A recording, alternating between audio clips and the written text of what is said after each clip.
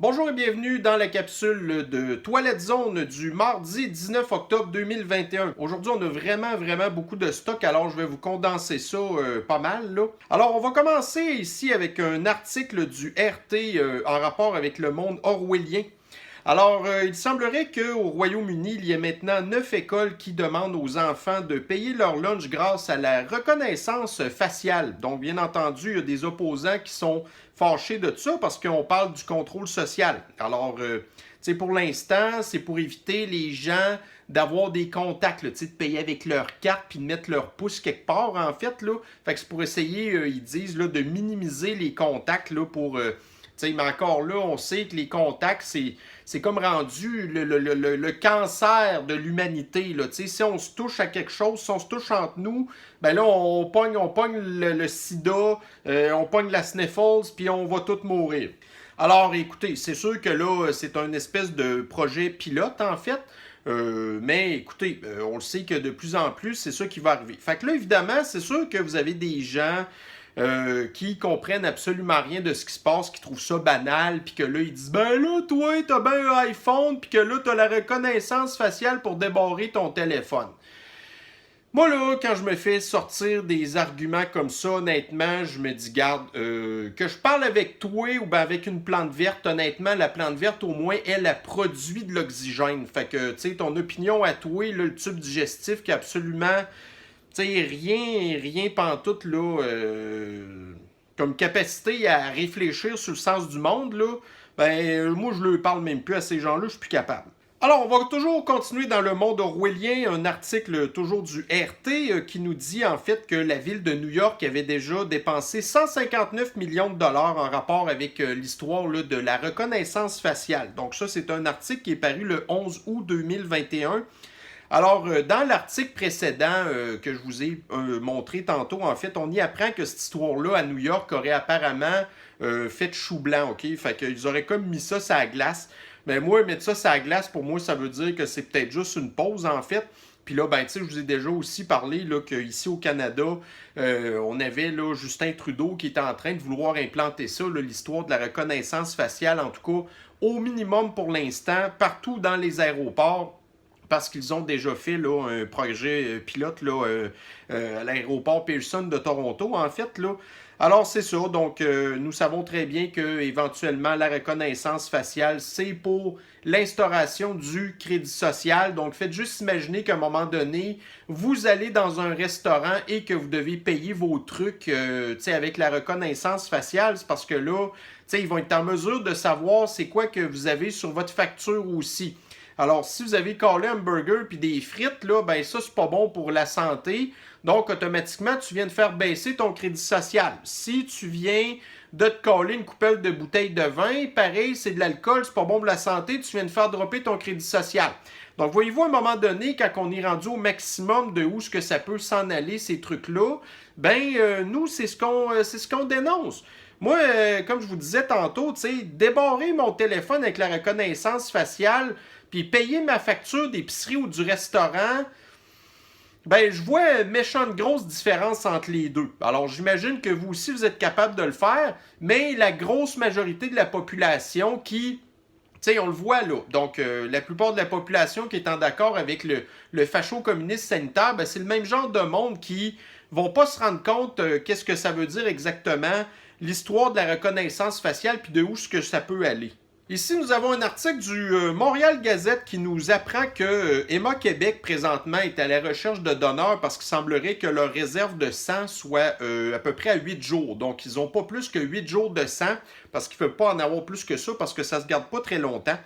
Alors, dans l'article, on ne parle pas si vous devez absolument être thérapie génisée ou pas pour donner du sang.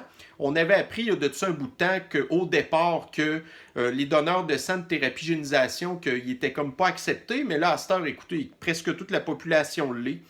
Alors, écoutez, moi, je pense que vous avez une idée si je suis thérapie génisée ou pas. Mais, écoutez, moi, dans le monde de fou qu'on est rendu qu'on est, je ne vois pas pourquoi est-ce que j'irais faire le don de la vie pour qu'en bout de ligne, ça se ramasse dans le bras de quelqu'un qui est probablement un facho-communiste, qui est anti, Tu sais, bref, qui est pro-thérapigénisation, qui est pro-facho-communiste sanitaire, tout ça. Alors, bon, moi, ça n'a jamais donné que j'ai donné de sang, là. Honnêtement, j'ai comme une picophobie, là.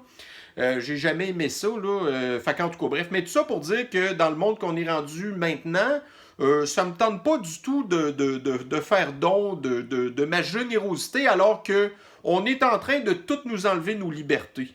Politique municipale. Alors, nous sommes actuellement dans les élections municipales. Donc, on va commencer avec la ville de Québec. Donc, un des candidats ici, Bruno Marchand, qu'on entend beaucoup parler, entre autres parce que Jeff Fillion l'aime bien gros. Mais là, écoutez, voyez-vous, là, les gens là, qui font des promesses en l'air, qui n'ont absolument pas d'allure. Alors, nous avons ici Bruno Marchand. Bon, moi, je le connais pas, mais il semblerait qu'il soit assez gauchiste. En fait, c'est l'ancien président, je sais pas trop quoi, imaginez-vous, là, de Centraide. Alors, Centraide, tant qu'à moi, apparemment que c'est un organisme de bienfaisance, mais moi, je trouve que c'est corrompu au bout, là. Alors, dans le temps où j'avais un employeur qui me demandait, bon, écoutez, tu peux prendre de l'argent dans ton salaire pour donner... fait que moi, écoutez, j'avais le choix entre Centraide ou la Croix-Rouge. Alors, je préférais donner à la Croix-Rouge que Centraide, tant qu'à moi, là. Alors, c'est ça. Donc, Bruno Marchand, lui, il dit, une de ses promesses électorales, c'est qu'il veut faire comme disparaître, en fait, les SDF. Alors, tu sais, les gens qui sont, tu sais, des sans domicile fixe, en fait, les SDF, là. Donc, c'est ça. Alors, tu sais, voyez-vous, au lieu d'essayer de comprendre le phénomène, ben là, tu sais, ils veulent comme arracher ces gens-là d'un mode de vie qui, pour plusieurs, l'ont choisi, en fait, pour aller les parquer quelque part. Alors, évidemment... Tu sais, je sais pas, tu sais, comme si la ville de Québec avait pas d'autres problèmes. Alors, on a ici un candidat qui promet des affaires qui ont absolument aucun allure, qui sont irréalisables en plus. Mais c'est ça, voyez-vous, la politique, là, c'est pas s'occuper des vraies affaires, c'est toujours de tomber dans l'extrême gauche idéaliste, là, comme on voit dans l'article, totalement utopique. Alors que nous avons aussi la course ici à Montréal entre Valérie Plante, l'extrême gauchiste radical ultra, en tout cas, bref, je peux pas être plus que ça, je ne sais plus quoi dire tellement qu'ils sont rendus à gauche. Fait que c'est ça, puis vous avez Denis Coderre, le corrompu libéral qui est en train de revenir, puis là, ils sont en train de chicaner sur des niaiseries. Alors, écoutez, moi, si vous êtes encore à Montréal, ben, as you wish, là, c'est vous les pires, mais je ne pense pas que... regardez, vous avez vu qu'est-ce qui s'est passé avec Plante, puis vous aviez vu qu'est-ce qui s'était passé avec Coderre. Fait que je trouve que vous êtes vraiment mal pris, en fait, mais ça, écoutez, la seule affaire qui vous reste à faire, c'est de sacrer votre camp de cette espèce de ville de fou là. Et ici, nous avons un article de la presse qui nous dit que les deux candidats, donc autant Coderre que Plante, disent qu'ils ne vont pas augmenter le compte de taxes plus que l'inflation. Alors, pour les gens qui suivent beaucoup la situation économique actuelle, l'inflation, dans le temps, c'est à peu près 1-2%. Ça a duré comme ça pendant des années. Mais là, dans le contexte du grand reset, des augmentations de salaires qui n'ont pas d'allure, de l'inflation et toutes ces affaires-là, l'inflation, là, va falloir s'habituer à l'avoir d'un minimum 4-5%, là. Alors, pour les gens de Montréal qui s'attendaient à avoir un compte de taxes gelé, eh bien, vous allez pouvoir mettre ça de côté. Alors, déjà Montréal s'est renommé comme étant avoir là, des comptes de taxes extrêmement élevés. Alors, c'est ça. Donc, attendez-vous à ce que si vous décidez de rester à Montréal, que votre compte de taxes va augmenter encore. Aux États-Unis maintenant, nous avons dans l'État de la Caroline du Nord, il y a une juge qui a considéré qu'une certaine université, en fait c'est l'université de la Caroline du Nord de Chapel Hill, en tout cas bref, qui actuellement fait de la discrimination positive. Alors dans le fond, eux, c'est que il y a des jeunes qui donnent en tout cas leur nom pour pouvoir rentrer à l'université, mais l'université elle met sur le dessus de la pile si, admettons, vous êtes une personne de race noire. Alors, il y a une juge fédérale de l'État de la Caroline du Nord qui a dit, ben écoutez, l'université, c'est correct que vous ayez fait ça. Alors, je vous laisse ce juge de exactement de quelle race est-ce que cette juge-là, elle est. Je vais vous montrer une photo. Alors, je pense qu'il y a un sérieux conflit d'intérêts là-dedans. Je pense que, écoutez, c'est, une personne qui se prononce sur des histoires de noirs et de racisme et de toutes sortes d'affaires de même, Je vais vous donner un petit exemple. C'est comme si, admettons, vous étiez au hockey et que l'arbitre portait le gilet d'une des deux équipes. Alors, c'est à peu près comme ça que je peux voir une espèce de juge biaisé qui va se prononcer sur des histoires sensibles comme ça. Puis après ça, ben, on dit que les juges sont impartiaux. Toujours aux États-Unis, nous avons ici une personnalité publique qui s'appelle Dan Bongino. Alors, je ne le connais pas, donc c'est un gars apparemment qui fait de la radio aux États-Unis, là, qui est plutôt du côté conservateur, c'est-à-dire républicain, qui vient de dire que, bon, ben écoutez, là, la compagnie pour laquelle il travaille, il a dit, écoutez, si vous faites la thérapigénisation obligatoire, là, ben c'est ça ou c'est moi, c'est ça ou c'est moi, là. Fait que si vous instaurez ça, moi, je chaque mon camp. Alors, écoutez, j'imagine que probablement qu'il doit être en train de probablement s'organiser pour démarrer sa propre business parce que probablement que la compagnie va se sacrer de lui, quoique c'est un de leurs animateurs les plus importants, en fait, qui leur rapporte le plus d'argent. Alors, en tout cas, tout ça pour dire au moins que j'ai le plus énorme respect pour des personnalités publiques aussi importantes que ça aux États-Unis qui se prononcent sur des questions aussi importantes que ça. Alors, on voit qu'ici au Québec, on n'a absolument rien à part Radio X, en fait, là, Jeff Fillion, Dominique Moret aussi, qui sont à peu près les seuls qui se sont prononcés contre toute l'espèce de facho-communiste qu'on a présentement. Mais tout le reste, évidemment, c'est sûr que c'est un petit peu difficile pour les médias parce qu'ils sont financés par le gouvernement. Donc, quand tu dis à ton employeur « mange la chenoute », puis que c'est lui qui te donne ton chèque de paye, ben là, il ne faut pas s'attendre à des miracles. Alors, en tout cas, tout ça pour dire que je lève mon chapeau à ce gars-là qui, au moins, a mis ses culottes. Maintenant, on va virer en France. Alors, un article du Figaro qui nous dit que, puis je pense que c'est en train de se faire à l'heure qu'on se parle, en fait, là. Alors, il semblerait que en tout cas, les députés, le Sénat, tout ça, en tout cas, bref, l'hémicycle, je sais pas trop, le patente, le Parlement français vont se prononcer, en fait, sur le renouvellement de l'état d'urgence sanitaire. Alors, pour continuer, bien entendu, des mesures, entre autres, comme le passeport facho-communiste. Alors, nous avons ici le gouvernement de Macron avec vers eux le ministre de l'Anti-Santé français qui, lui, veut continuer, évidemment, l'état d'urgence jusqu'à l'été prochain. Alors, j'ai bien hâte de voir si les députés et les sénateurs des oppositions vont réussir à gagner leurs points.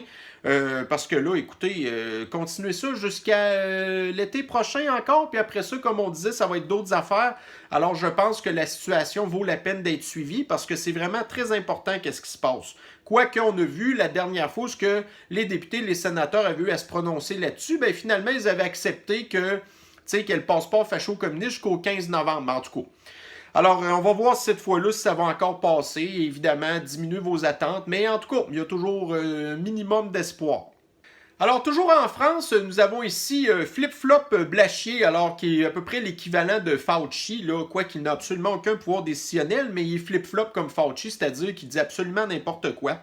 Alors, on a Martin Blachier ici, là, je pense que c'est un épidémiologiste ou un immunologiste, en tout cas, bref, qui là, est en train déjà de parler là, d'une 5e vague. Alors, on en a parlé il n'y a pas longtemps, comme quoi qu'il fallait se préparer à ça, une 5e vague, en fait, là, une 5e vague, tu sais.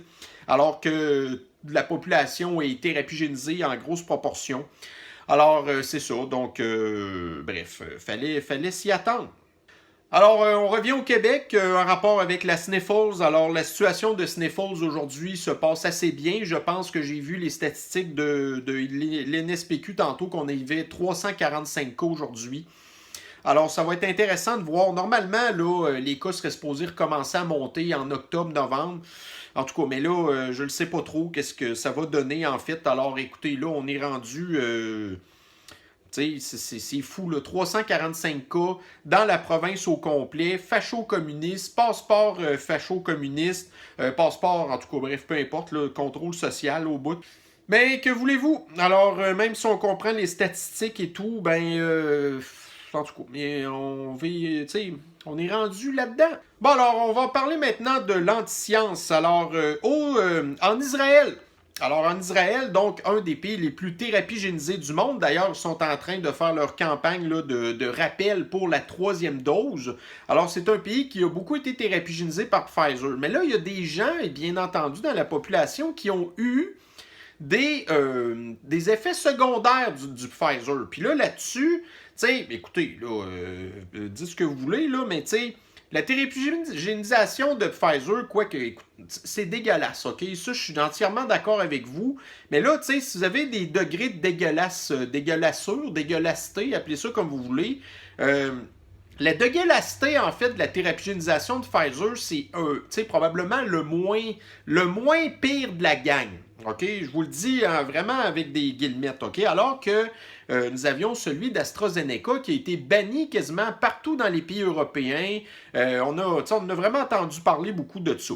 Alors, les gens qui ont eu des réactions allergiques, en fait, à Pfizer, ben là, ils peuvent pas sortir comme défaite, en fait, qu'ils peuvent pas être thérapigénisés parce qu'ils ont eu des effets secondaires. Mais là, à la place, ces gens-là vont se faire, tu sais, il va falloir qu'ils se fassent thérapigéniser, imaginez-vous, avec AstraZeneca. Donc, déjà, en partant de mélanger les types de thérapigénisation, les messagers ARN qui sont Pfizer puis Moderna, puis vous avez après ça les AstraZeneca, Sputnik et puis tout ça qui sont des adénovirus. C'est deux types de thérapigénisation complètement différentes. Déjà à la base, c'est complètement anti-scientifique et anti-médical de mélanger des trucs de même, là. C'est comme si vous vouliez mélanger, admettons, vous aviez votre moteur de voiture, que vous avez de l'huile minérale dedans, puis vous commencez à rajouter de l'huile synthétique, là. Alors, on sait que c'est pas recommandé de faire des affaires de même, mais là, on parle de santé des personnes. Alors, c'est là qu'on est rendu. Alors, aux États-Unis, d'ailleurs, à cette heure-là, ils acceptent là, de mélanger les thérapigénisations.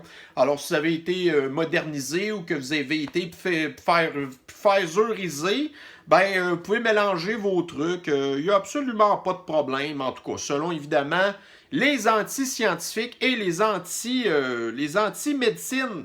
On revient au Québec toujours. Alors, nous avons ici pénurie de main-d'œuvre. Le gouvernement de Fasciste Legault voudrait avoir une agence publique en santé. Alors, pendant que nous avons une pénurie de main-d'œuvre partout, OK, que ce soit dans le secteur public ou dans le secteur privé, alors nous avons ici, dans le fond, Legault qui veut tout simplement encore là créer des nouveaux postes de fonctionnaires, comme s'il n'avait pas déjà assez des fonctionnaires de même, du monde qui servent absolument à rien, qui nous coûtent les yeux de la tête, qui produisent absolument aucune richesse non plus. Alors, c'est ça. Donc, continuons à fonctionnariser la population du Québec. En bout de ligne, ben, il y aura absolument plus aucune création de richesse. Fait qu'à un moment donné, ben, on fera faillite. Qu'est-ce que vous voulez qu'on fasse? T'sais. Alors, on va parler maintenant patinage. Donc, un grand fort pourcentage de la population qui écoute des cochonneries comme Occupation Double, en fait. Alors, nous avons ici une espèce de fille là, qui, écoutez, plus ça va, de toute façon, ces affaires-là, ces émissions-là, ça a toujours été rien que de la merde, en fait. Là. Mais là, je sais pas trop pourquoi ils parlent de ça dans le journal Métro, parce que là, ça a l'air qu'il y a une fille qui tripe sur 5 gars, là, puis là, il y a du monde qui dit « Oh mon Dieu, c'est tellement merveilleux de la voir que c'est elle qui a le choix, patati patata. » Bon, premièrement, écoute, si tu veux faire le choix d'être une maudite guedaille, c'est ton choix. Et soit dit en passant, si c'était un gars qui tripait sur 5 filles en même temps, je dirais même maudite patente, je dirais que c'est un sale douchebag, OK?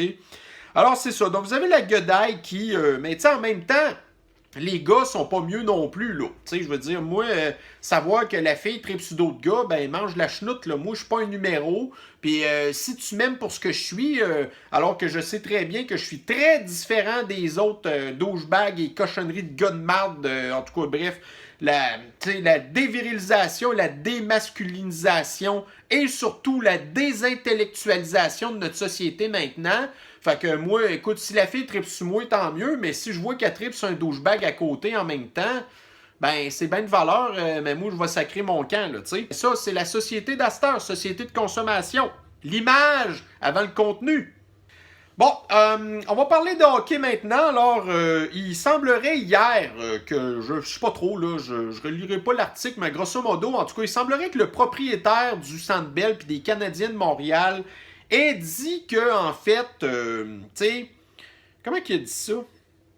Chapeau bas, s'exclame estomaqué, la grande chef Kwanne Satake Skydeer de la communauté Mohawk de Kanawake. Quand elle a appris que l'influente équipe de Montréal introduira désormais chacun de ses matchs à domicile par un message de reconnaissance territoriale Mohawk, La grande chef n'en revenait tout simplement pas. Les Canadiens de Montréal souhaitent reconnaître les Canadiens, en tout cas, peu importe, là.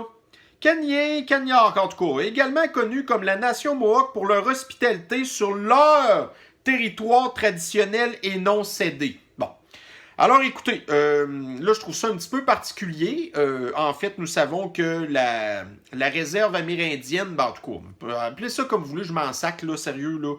En fait, là, tout le trafic d'armes et la drogue vient majoritairement de cette réserve-là. Alors, je trouve que c'est très particulier comme message. En tout cas, mais ça, peu importe, là, ça, c'est mon avis de colonialiste, en fait. C'est ça, soit dit en passant, moi, mon ancêtre est arrivé ici dans les années 1600. Fait que, tu sais, je pense que vous pouvez manger de la merde, là, les Autochtones, là, sérieux. Donc, ce que je voulais dire avec ça, en fait, c'est que là, j'espère, mais en tout cas, moi, si j'étais un Autochtone à leur place, là, OK? Alors là, nous avons ici le propriétaire qui dit que mon terrain, en fait, mon building est sur un terrain non cédé. Bon, alors si la communauté Mohawk, puis je le sais qu'ils vont en profiter, là, ben là, il va falloir qu'ils prennent des dispositions légales pour envoyer une mise en demeure et demander que le Canadien de Montréal paie un loyer. Un loyer pour être sur des terrains qui ne leur appartiennent pas. Alors, nous savons très bien que les Autochtones sont excellents là-dedans pour aller quêter de l'argent aux autres et ne pas travailler en échange. Alors, c'est ça. Donc, bref, tant pis pour le Canadien. Mais ça, c'est, garde, go woke, go broke. Alors, c'est ça. Puis en bout de ligne, qu'est-ce que vous pensez qui va arriver? Alors, si jamais à un moment donné, ça n'en vient jusque-là, ben là, tu sais, ça va faire monter le prix des billets. Puis tant pis pour les partisans. Ils auront juste à pu encourager une équipe de losers. Woke, en plus. Alors, parlons d'environnement maintenant, ou de désenvironnement, ou de vérité parallèle environnementale. Donc, nous avons ici un article du yahoo.com qui nous apprend en fait que, tu sais, regardez, là, les chars à batterie, en fait, là, c'est loin d'être aussi propre que, bon, écoutez, moi, j'en ai parlé souvent. Alors, si jamais ça vous intéresse, parce que je veux pas que ma vidéo dure une éternité non plus, si jamais ça vous intéresse, je vous invite à aller voir cet article ici sur le yahoo.com. Alors, vous allez voir comment est-ce que, en fait, là, les chars à batterie, là, c'est une catastrophe environnementale. Et plus il va y en avoir, plus la catastrophe, elle va être, écoutez, de loin extrêmement pire que les voitures et le pétrole. Les voitures à essence, en fait. Nous allons à Seattle maintenant. Il semblerait que depuis l'année passée, le compte de taxes, en fait, a diminué de 46 millions de dollars. Donc, il y a des gens qui vont trouver toutes sortes d'espèces de niaiseries comme défaites pour dire « Ouais, mais là, c'est à cause de la pandémie de sniffles, blablabla. Bla, bla, bla. » Mais évidemment, c'est sûr qu'ils ne vont pas parler non plus de l'exode. Alors, il y a de plus en plus de gens qui fuient les grands centres, les gens qui ont fait faillite, toutes ces affaires-là. Alors, les grandes villes qui s'étaient habituées d'avoir des gros comptes de taxes maintenant, eh bien, ils ont des pertes de revenus à cause de leur go woke, go broke d'ailleurs. Parce que Seattle, c'est une ville qui est rendue extrêmement woke. Un article du Daily Mail maintenant, en tout cas une petite partie économique. Alors, nous apprenons que, en fait, les États-Unis sont déjà présentement en récession et que ça pourrait être pire qu'en 2008 ou aussi pire que 2008.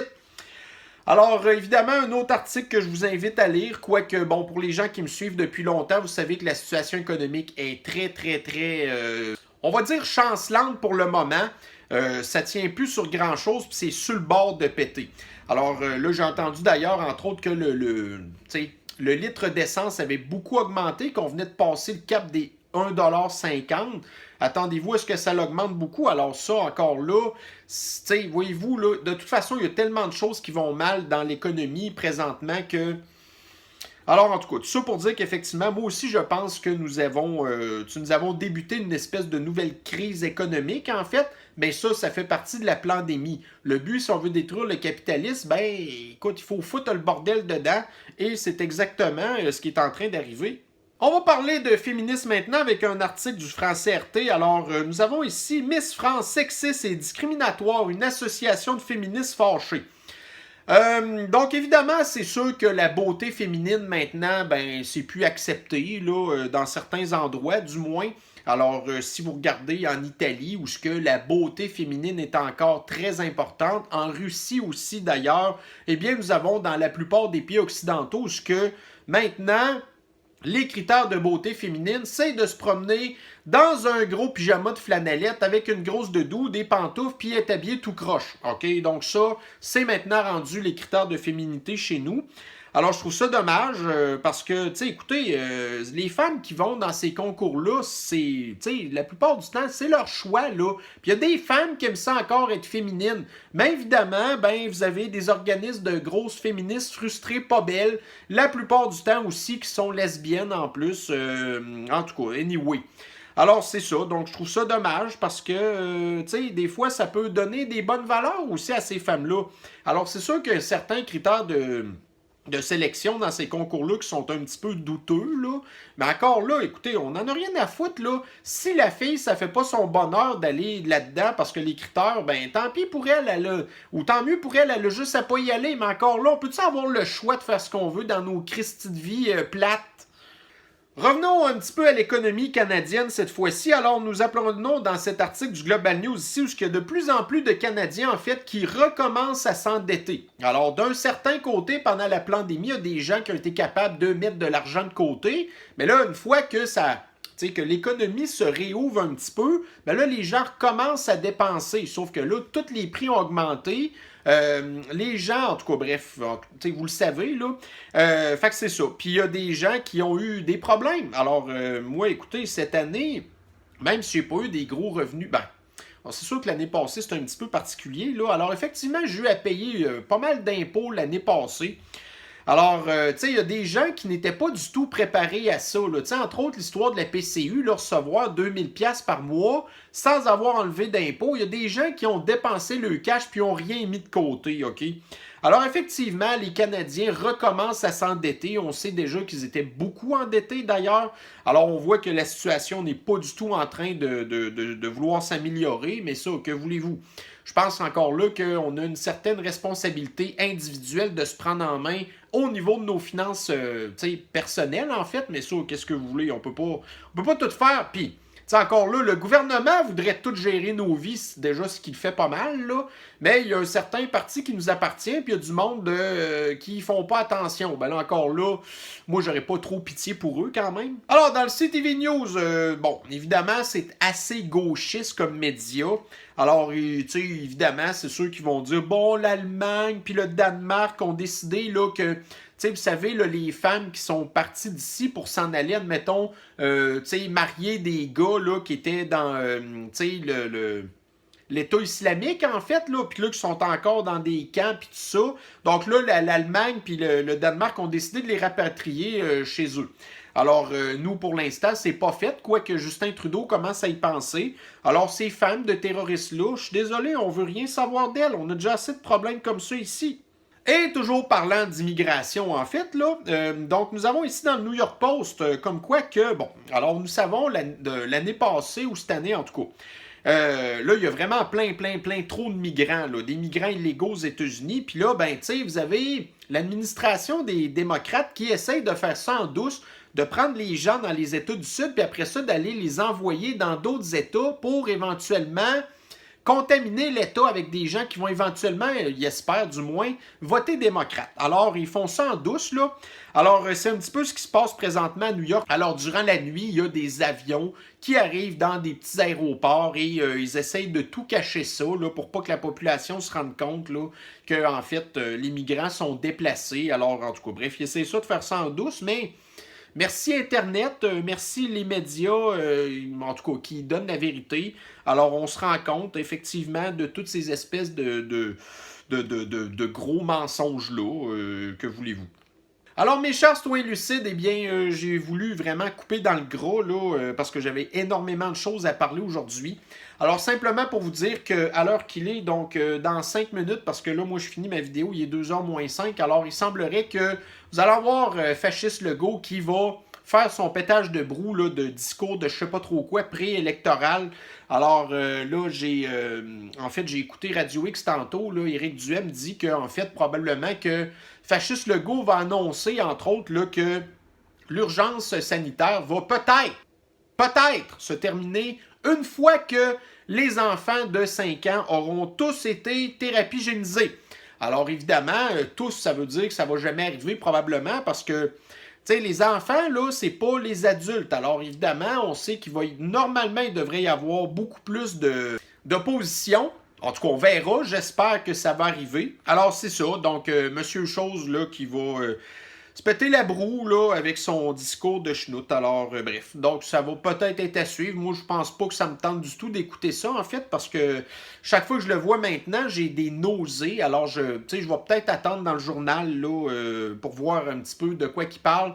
Quoi qu'on le sait, de toute façon, c'est rendu un gouvernement communiste de l'extrême gauche sanitaire et environnemental, là, en fait, le délire vert, en fait.